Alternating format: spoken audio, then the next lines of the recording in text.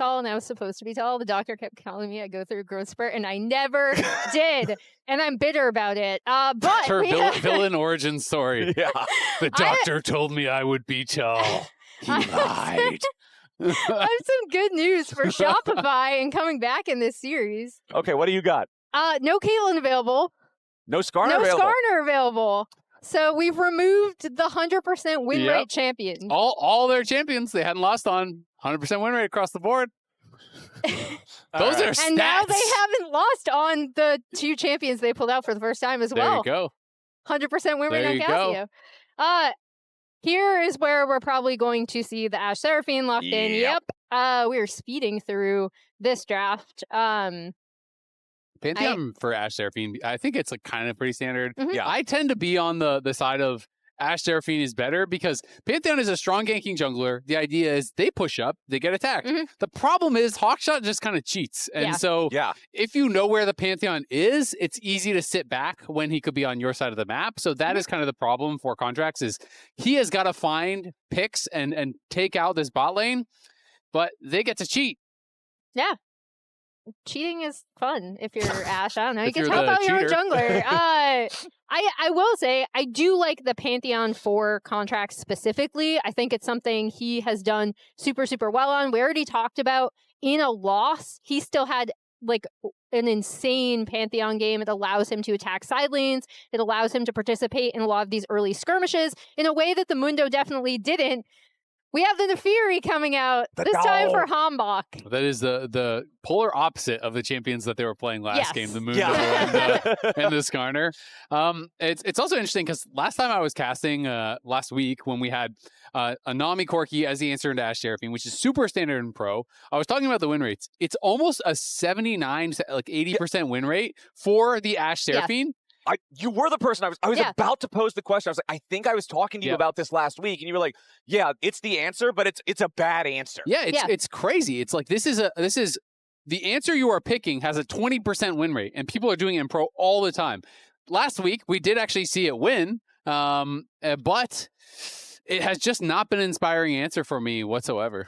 Yeah, I feel like teams have constantly, since this became all the rage, been trying to find an answer for that Ashe Seraphine, and previously Corki Nami or Yunara Lulu were kind of like the handshakes that people would go for.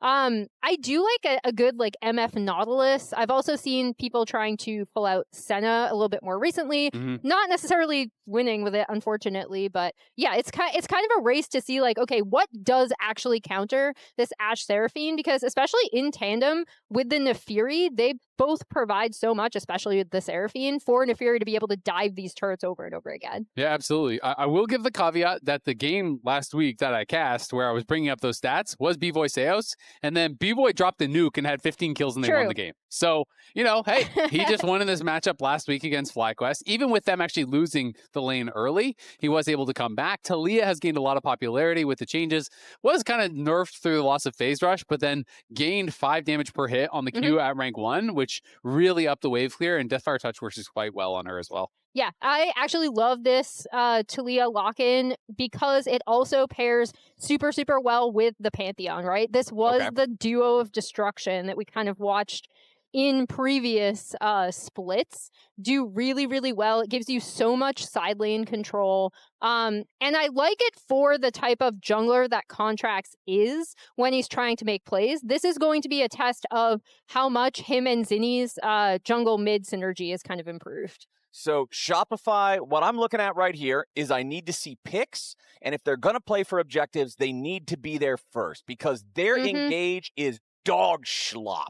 That is not what you want to have for a team fight. They don't have a button that Can you says... repeat that? What is it again? Dog schlop. Dog Not schlop. just slop. Not just slop. Schlop. Dog schlop. It's an evolution. It's like a Charmander into a Charmeleon, all right? It's dog schlop. But it's evolving in the bad way. Wait, yeah, slop It's like into when food schlop. is growing mold and it starts to become alive, you know? Into what? Yeah. What's the third the ultimate evolution. We're not high enough level to evolve that one All yet. right, We'll have to see. it's not that bad. If we go to game 3, the trainers are not powerful enough to control it. This is game number 2, so we're on evolution 2. If we go to game number 3, then we'll be high enough level to discover. And then if evolution. we need a remake, we're in the like mega evolutions. Or whatever yeah, then we get into that modern day stuff. Yeah. Do not bring that curse onto us. Well, right now we're hoping that Shopify Rebellion can find their way to a game number 3. Because remember, wait a second. this is such a what? Why does Zinie have Storm Raider's Surge? Is that an accident, do you think? I mean, like, maybe he can proc it? That just seems like that would be so hard for Taliyah to proc. I mean, the maybe last it is some time, interesting tech. I don't know. the last time I saw a Storm Raider Surge on Champion, I didn't think it worked necessarily well on. I think it was AP's Galio? Interesting. Yeah, I don't know. Okay. Well, all right. Well, looks like it must be intended because we don't have any pauses or anything like that. Yeah, I mean, it's some tech. There are a lot of slows on the other team. It's Ashe, Seraphine. It's, you know, slow from the Ornn Q, etc. But I just think it's going to be hard to proc. I'm interested to see how this does work out for him. And it does nothing for you in the 1v1. Ooh, hold on. We've got a level 1 invade as Contractz just immediately goes straight for HamBak, starting at his red. That's 2 point-blank range Comet Spears, finding HamBak. The red buff's going to go ahead and reset, and HamBak is just going to change his plan here, go after his own Krugs as the first camp, while Contractz steals away his chickens. I like this from Shopify. Yeah, I feel like when Contractz is at his best, he is invading the enemy jungle, he's trying to download the guy, he's trying to predict where he is, and he's playing a very in-your-face style. Yeah, I love this from Contractz, and he should be able to get onto this red buff as well. And HamBak is not going to be able to contest this, I don't think. So most people are playing Storm Raider Surge in Pro, so it's interesting. Yeah, I'll be curious to see how it actually does work out for him. All right, well, right now, all eyes still focused on this topside jungle. HamBak still trying to get his red buff back from Contractz. Zinie's going to be first on the rotation, though. Steps forward here with a threaded volley. Does find a little bit of damage, knocks down the puppy dogs, but Contractz is the one who steals away the red. Mission accomplished. Yeah, down to 13 HP on that smite there, but was able to finish it off. And yeah, it's nice to see an aggressive level 1 here from Contractz. Can be quite effective, obviously, you know, getting in there and being able to challenge on these level 1 jungle invades. We've been seeing so much more of that in this season. And I like it. I mean, I think it took a little bit of time for people to get used to how early minions spawn now in the game, right? But saw a lot of LPL teams kind of early on in Split 1 trying some weird level 1s, and then and now we see. I mean, I agree with exactly what Clayton had said, where Contractz is at his best when he's doing these kind of early, unique invades to try to set the opposing jungler behind. And as Contractz succeeded in the early game and everything else is rather quiet, we do have a little bit of a look behind the scenes. Before the game, Bvoy and Seos had a fun back and forth. Referee, can I get Red Bull? Everything for you, my friend. Yeah, sugar, please. Thank you. Sugar! Yes! Should be a singer when you're retired. Be a singer when you retire. Some people aren't that specific on whether or not you have a sugary drink or a sugar-free drink. It seems like Bvoy is very much on one side of the aisle here. Yeah. Sugar, the sugar side of the aisle.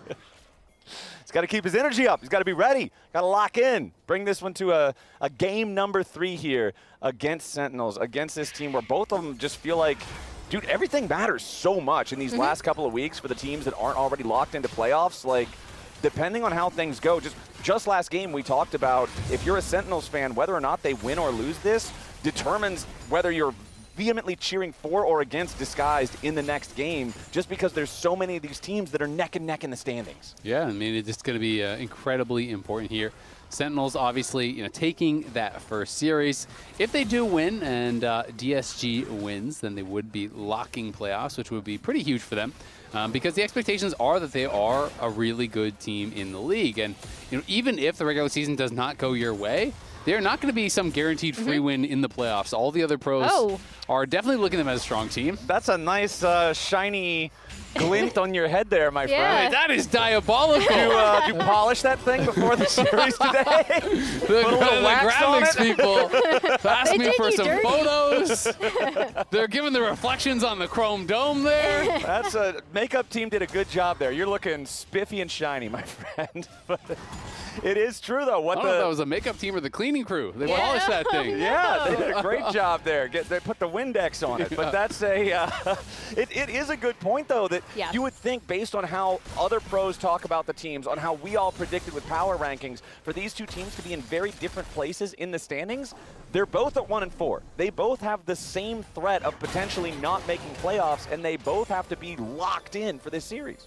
Yeah, and this match essentially does decide, like, not mathematically, but it does decide whether they go to playoffs in a pretty big way. So here are their, like, playoff odds entering today, and it's going to swap. If Sentinels win, they then have an 87.5% chance to lock playoffs. If Shopify win, they just lock playoffs. They just, yeah, that's crazy. If Shopify can turn this around and win this game and the next one, it's just, hey, man, you're in. That's it. That's huge. And yeah, that's especially huge considering, think back to Split 1, like going into the lock-in tournament, Shopify was the first team eliminated. This is a squad that really wants to show that they're more than what they've demonstrated so far this year. And being able to just instantly lock playoffs right there would have to be a huge relief. Yeah, I know I saw an interview, I believe it was from Contractz, talking about how, you know, this week was their first like positive win rate in scrims, right? So they are seeing the improvements they feel in scrims, and they're just hoping that they can bring that to stage and show that, hey, we are getting better.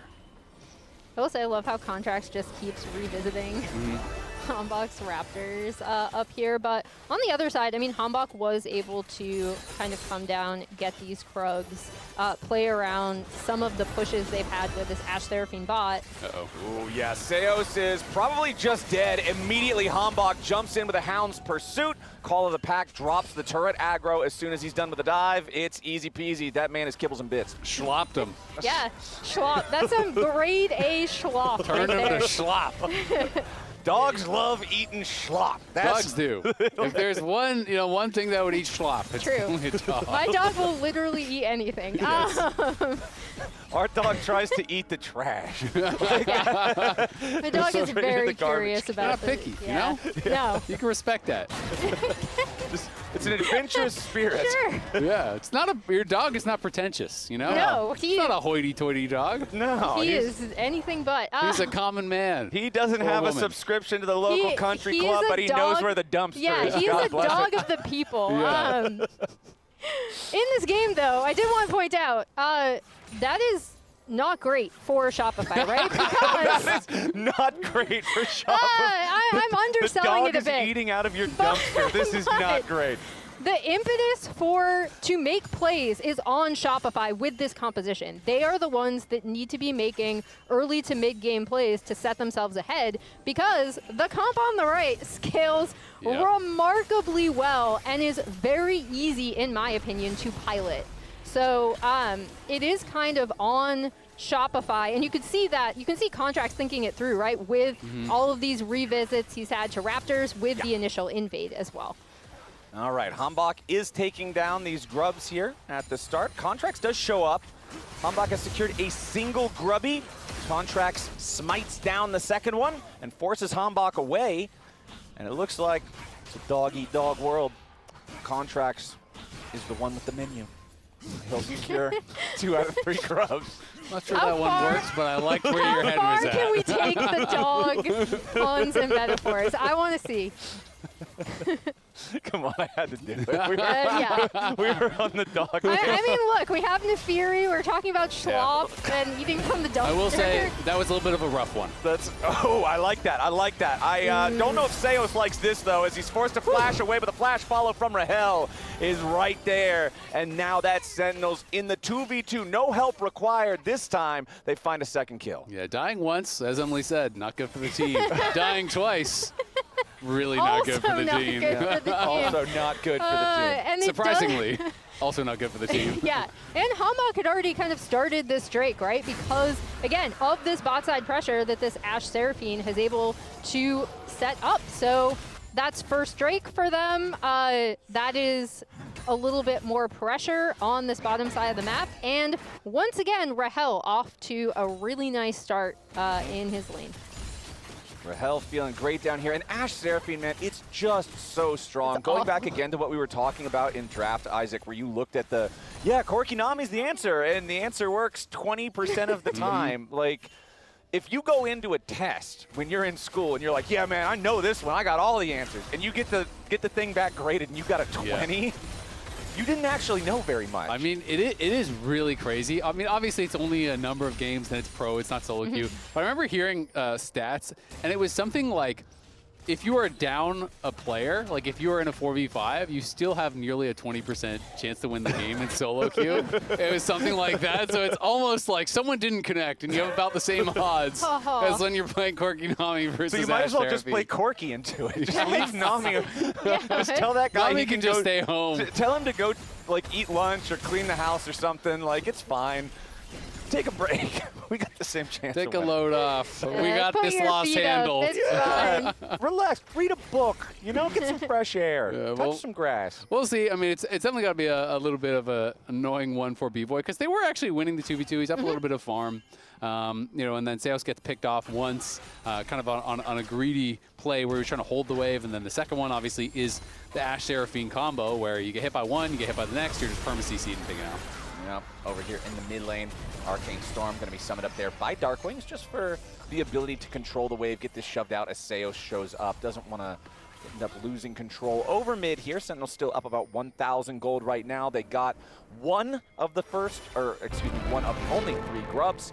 Voltaic Cyclo Sword completed for HamBak. This item is a hot topic in the community right now because it is so strong. It terrorizes solo queue, and now HamBak is looking to terrorize this game with it too. Well, and it's kind of the reason that a lot of assassins, a lot of these champions that can build it are getting nerfed, right? You know, it's kind of this argument of like, hey, this item is so strong that you're causing everyone to be nerfed, and it's kind of forcing you to build it. Like now it's like if your champion is getting nerfed based on this item, you have to build this item or you're... Because if I don't, I'm just weak now. Exactly. Yeah.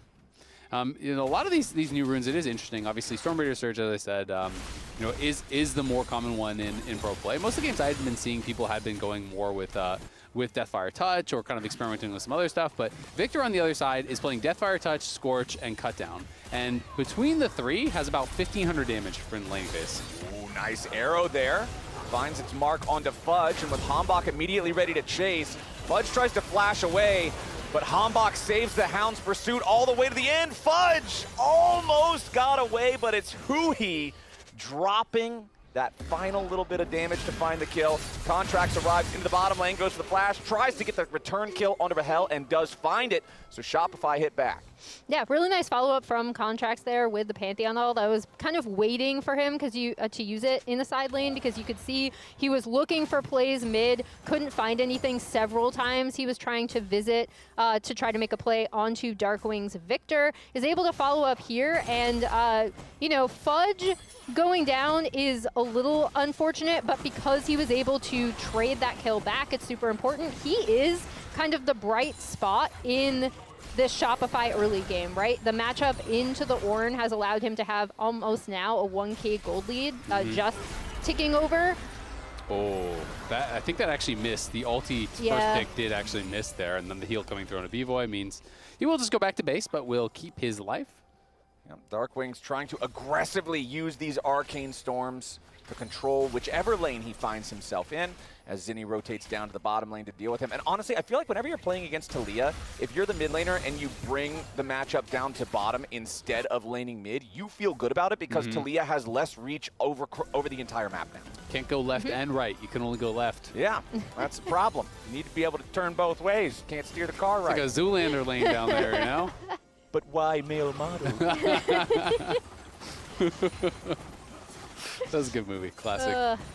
But why male model? Don't get me going on this, because I can talk about the gas station fight. I can talk about the files being in the computer. We can talk about this all day. I feel like we make a files in the computer joke like every week. Oh, it's behind a the classic. scenes on the. That's how I LCS. feel when I have to ask people here at Riot for help with my home computer when it doesn't work. And they're just like, well, what's wrong with it? The files are in the computer. Yeah, it's tough. Whenever we have international events and I've got to get stuff together for going to other countries, it's a rough one. Right now, though, it looks like Shopify are having a very pleasant time controlling this bottom side river, wanting to set up for Dragon number 2. Remember that Sentinels took the first one. They still have just shy of a 1,000 gold lead. Valk buffer there from Bvoy to get away from the follow-up damage of the arrow, despite the fact that Rahel hit him with it because he buffered through it with the Valkyrie. He still got enough distance, so he could just pop the cleanse and still stay relatively healthy. However, that does mean that Shopify concedes the space in this bottom side river, and that's Sentinels going for Dragon number 2. Yeah, that opens up a lot of room for them to basically just take this Drake, where Shopify had first rotation on it, right? And I thought they were doing a pretty good job of holding that space. Now they're going to move into the top side to try to get this Herald. Yeah, it's looking like Yeah. maybe contest here. HamBak and huhi trying to clear out some of this vision. Impact is coming down as well, but I mean, Rahel is starting to base, so surely we don't fully test it? It looks like, if nothing else, they're trying to at least just stop them from taking it, allow it to reset. HamBak went in, did smite down the Scuttle Crab. Yeah, I mean, they just didn't have vision on Rahel, so they didn't know that Rahel had based. Otherwise, they Yeah. could have actually taken that fight. But Rahel bases, they push them back, they get the Scuttle. Nicely done. Yeah, and they are. Whoa, Bvoy forced to flash away there as HamBak dives in with a Hound's Pursuit, putting pressure onto the enemy AD carry. And another thing that little soft contest accomplished is that Viktor was able to get a lot of damage on that bot side turret as well, and force Fudge to kind of respond to that bot side push. So really nice little bluff from Sentinels, playing around the fact that Shopify couldn't see that Rahel had backed. Yeah, very, very effective stuff from them. Rahel, pretty close in gold to where Bvoy is, so neither AD carry has a big advantage. DARKWINGS, though, has created a pretty nice lead for himself. And, huhi is actually up quite a bit of gold. And with enchanters, it is relevant, especially an enchanter like Seraphine that scales really, really well. Already has the Echoes of Taliyah, already has CDR boots, the tier is almost fully stacked. And enchanters, especially champions like Seraphine that scale so well, at 2+ items become such a problem because there's so much sustain, so much CC that can actually come out from this champ. Back here in the top side, summons up the Ornn, finds the point-blank knock up there onto Zinie, who does go ahead and use that knockback to try to make a little bit of space, but when DARKWINGS arrives, Zinie dies. Impact's the one who takes the kill.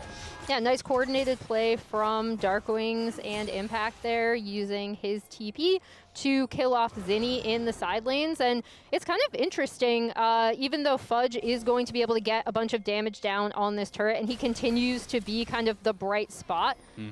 We'll see if Shopify are going to respond, but HamBak is on to Seos as well. Contractz finds a nice chunk of damage there on the DARKWINGS, who immediately retaliates with about the same amount of force. HamBak moving towards this top side. The wave is about to crash into the turret, and that's a defensive ulti from Contractz to escape. If he doesn't drop that, he's dead. Exactly. I think it's absolutely the right choice. When you have no Aegis Assault, there's no way you're going to actually be able to survive, even the Hound's Pursuit coming in. So a good bit of pressure put there onto Contractz. And it is going to mean the Herald is started up. They're TPing back, though. Zinie's here, as is Fudge. Yeah, so Zinie's made his way on the DARKWINGS here in the top side. Fudge with the wraparound means that DARKWINGS has nowhere to go. I'm not going to lie, I hate the flash. There was no way you're getting out. Yeah, maybe it's a flash to try to get the turret. But he didn't even try to auto-attack the turret. He was trying to run away. I'm trying to give him the benefit of the doubt because I feel like the flash was just bad. Bvoy now getting jumped on. Impact goes in, finds the knock-up. HamBak's got to get away from the tier 1. It's Contractz now, caught by the beat drop. Has to try to get away as the Ashe arrow finds one target. Another Ornn sounds through. Contractz staying alive, though. Shopify lucky to get Contractz and Bvoy both out of there. And look at Fudge on the top side. You see they're going to kind of try TP Impact up there to contest that. But again, like that initial soft contest from Herald, like way back, is what allowed Sentinels to kind of come in and get the Herald here as well. So even though they do lose DARKWINGS, being able to immediately pop that, clear up the mid turret, is really nice from them. Even with everything they hit, though, I was kind of surprised at how difficult it was to get onto Bvoy, right? And Contractz blocking so much damage with that Aegis Assault was also a huge part of that. Yeah, and Fudge has just been perma side laning, right? He got the first tower on bot side, got basically all the plates there. During that play, he took down the tier 1 top, got even at least 1 plate off of the tier 2, 2 plates even. So he is up 2K. They are still down gold as a team, and that generally means it is on the Jayce to get something done. You have got to be able to find these plays, but if you don't know where Naafiri is, it is really scary, because ahead gold or not, Impact can set up for these ganks very, very easily. And Impact is still going to be able to fulfill his role on the Ornn. Whether he is down 2K or up 2K, you can still press R, and you can still be very effective in the team fights. I mean, he has Jack Show, right? He's got Unending Despair. It's already Ornn item upgraded. Now Fudge gets caught here by the arrow. We said the pressure is on Fudge to make things happen, and he's the target immediately here from Sentinels. 3 seconds left until the Drake spawns, and the Fed player is now chunked out of the conflict. As Impact steps forward, forcing the rest of Shopify Rebellion away, but Sentinels also takes a little bit of damage in return. Zinie trying to create a point of pressure here on the pincer angle. The rest of Shopify going to group up behind him. Sentinels already has 2 Drakes, Shopify none. It'll be sole point if Sentinels gets this. Nice flick onto DARKWINGS, but not a whole lot of damage. Ready to follow up the seismic shove. Shopify still looking for an angle. There comes your Weaver's Wall, but the only person who gets isolated is Impact, who immediately breaks the wall open. There's not even really any threat on it. HamBak's waiting over the wall here into the Dragon Pit, looking to secure the Drake. Nice seismic shove again there on the DARKWINGS. They found the kill into him. Now Contract's gonna die in retaliation. Fudge your next target. That's the Fed Jayce. HamBak very low, is taken out, but again, traded back for Fudge. 2 for 2 so far. Sentinel's still looking, but Rahel is entirely out of mana. Huhi firing back a little bit. Bvoy has already vouched forward. Impact's gotta be careful here. Does charge away, keeps himself safe. Yeah, He's alive for now. Impact. Okay, 2 for 2, and Sentinels gets the Fed player, and they get the Dragon, and Impact steps away from the seismic shove. And Impact actually able to get a lot of gold there. He got 2 kills off the back of that, and the fact that they got the Dragon, they're going to be really, really happy about how that went down. At the end of the day, you know, this is the punish for wasting your flash top lanes for Darkwing, because he does actually get caught here. As he walks forward, he is hit by the tidal wave, and the follow-up of that seismic shove, the hop forward from Contractz, but then HamBak gets into the backline, putting pressure down. Couldn't quite finish off Fudge, took them a little bit longer to do it, and then you just end up in this 3v3 situation, but Sentinels have already claimed the Dragon, so going to be really happy about that. They are now very close to getting an Ocean Soul, and an Ocean Soul for an Ornn who now has 3 kills. That is going to be big, and the ornaments are even coming through. He's level 15, so he's going to have 2 Ornn upgrades ready. He already used 1 on the Cyclo Sword. He has another ready to go. Yeah, and not only that, but on top of having Seraphine here, also the Naafiri being able to get into the backline and then back out. So yeah, it really puts so much pressure on Shopify, who again were supposed to have this kind of early to mid game comp to kind of control the side lanes. And even though Fudge has been doing a good job there, they haven't really been able to make as many plays as I think they would have wanted, despite his lead. All right, Shopify. It's still a close enough game that everything is contestable. Things haven't been going their way so far. Nice seismic shove, catch into HamBak. The flash, again, for nothing. Sentinels jungler dies, spends the flash, and Shopify are taking this as the green light to start up the Baron. Yeah, they're going to start it up. Impact is in the area. They need to wait for Darkwings, though. He is very far away still. Yeah, Impact charges forward. Bvoy's going to get caught. Shane CC down onto the Corki, but Rahel's not DPSing. Bvoy flashes away, stays alive for now, but that should be more than enough to stop this Baron attempt. Honestly, well done from Sentinels. That was a 3v5 that they actually contested with. Darkwings wasn't a part of that at all, and they get the flash off of Bvoy. They push them back, and they're considering, do we want to try to stay around in the area with our jungler coming back up? Okay, Zinie, however, throws out the Weaver's Wall. Impact is the one caught. Nice moves from Shopify. Picking up another one for free, or is it? Nope, Contractz staying alive. Accelerated Shock Blast misses. Sentinels still trying to contest now. It's still a 4v5 because now the Naafiri is back out on the map. HamBak has respawned. Zinie getting chased down here by DARKWINGS and huhi. Not quite enough damage to kill him here just yet. Does throw down that gravity field. And Zinie forced to flash. They could start Baron if they wanted. It would be a little bit risky, but I mean, you just got the flash off of Zinie. He has no TP, he has no Weaver's Wall. There were some all-in pings onto Baron from Sentinels. But clearly the team not fully aligned on that because it was only HamBak going over to the pit. Yeah. He obviously thought they had an angle to start it. Other people didn't agree, so they do not decide to risk it. Yeah, and that kind of makes sense. They should just be able, I mean, HamBak will pick up this Scuttle Crab. There, I think you did finally see, as the TP comes in from Impact on the spot side, the Taliyah Pantheon combo working in tandem as well to burn down HamBak really quickly. And then credit to Sentinels for that contest to stop Shopify from taking the Baron. I mean, it was just a really nice pick onto HamBak. You know, he used Call of the Pack after getting hit by that shock blast, and as soon as that was used, Contractz is like, well, you're dead. Like, I flash stun you, Seismic Shove is there, you don't have the ability to get out after, and as Flowers had called out, insult to injury, you use the flash in a play where you're going to die regardless, and that is definitely a cost. So Shopify still in with a chance. They're up a couple hundred gold here, but that is lying to you a bit because there's 3 Dragons of stats on the other side, plus a lot of ornaments. Which is going to make Sentinels, I think, more powerful at this point of the game. And if you lose one more Dragon, that is Ocean Soul, and that is going to be so problematic. But I do like seeing Shopify play aggressively like this.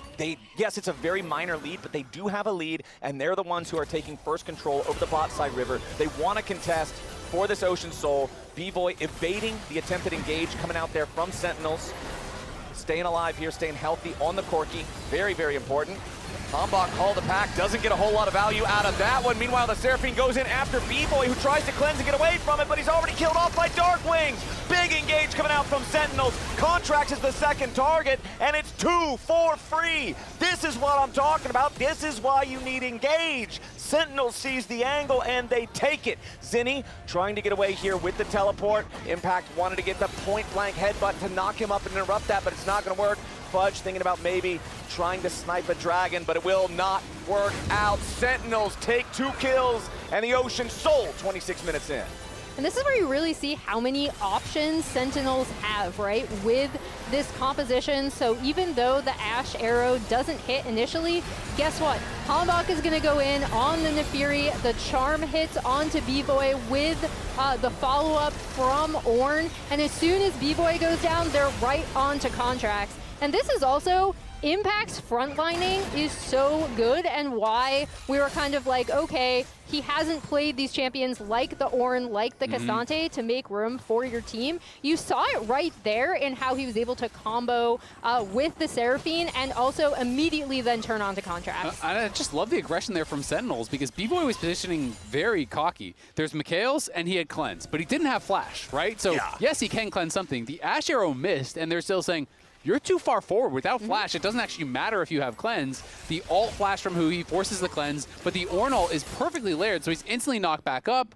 And DARKWINGS over the wall is hitting him, you know, flashing away from the Jayce to get more damage down. Impact instantly flashed in to follow up to know, hey, he can't create space. He's already used the Valk, and we can kill him from this spot. And that was just a great play, getting them the Ocean Soul. And doesn't matter how ahead Fudge is at this point, you are not killing that Ocean Soul Ornn anytime soon. Yeah, it's like, okay, you can completely mag dump the guy, do 66% of his health in a full, like, both forms trade, and by the time the next wave gets here, guess what? Full health. He's full HP. Like, have fun. This is not going to be an enjoyable experience. You mentioned the ornaments earlier, Isaac. The Voltaic Cyclo Sword that was already upgraded. Now you've got the Kraken Slayer upgraded on Rahel. Impact, I believe with level 16, he's got more that he could also hand out the next time. He could upgrade everyone. Yeah, everybody should be fully upgraded. I was like, I don't play Ornn myself, so I'm pretty sure. It's 13 you get ornament, and then 14, 15, 16, so he should have another one available. Okay.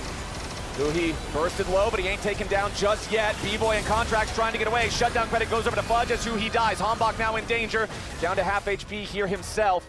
1 for nothing, favoring Shopify Rebellion as the gold stays dead even between these teams. But even though Shopify win the fight, they get the 1 pick, they're hurt enough in response, they can't take anything else off the map. Yeah, not going to be able to get anything else. They do lose some summoners. They do get Rahel's flash and cleanse, which is big, but they lost Zinie's flash, they lost Contractz flash, they lost the heal off of Seos. But, you know, maybe you can be able to pick off Rahel without any of those summoners, and that could be pretty big. Rahel flashed a Shock Blast that just deleted huhi, and was huhi's first death of the game here. But the Seraphine, you know, now has the Mikhails available. There's really not a lot of CC. It's basically you're Mikhailsing really, I guess, just the Pantheon's done. That's Aqua Prison, maybe? Aqua Prison, but then it's a knock-up, right? So it wouldn't even get you. But it makes it so you can flash. You can flash, yeah. Yeah. So it's a half. Okay, Yeah. so if you have flash available, then it's worth doing the knockups. Yeah, it's 1.5 things you could possibly cleanse. Meanwhile, Contractz now under pressure here as HamBak and Impact go for the invade. The rest of Sentinels trying to distract Shopify so they can't save their jungler, and Impact grabs the kill. That's Contractz down. That's the Shopify jungle. Baron is up on the map. There's nothing to contest on the other side for another 2.5 minutes. Shopify, what is your answer? Yeah, they're just going to barrel down mid. And I mean, I think it is the right call, right? I'm not sure that they would be able to contest this Drake. Just try to get whatever you can off the map.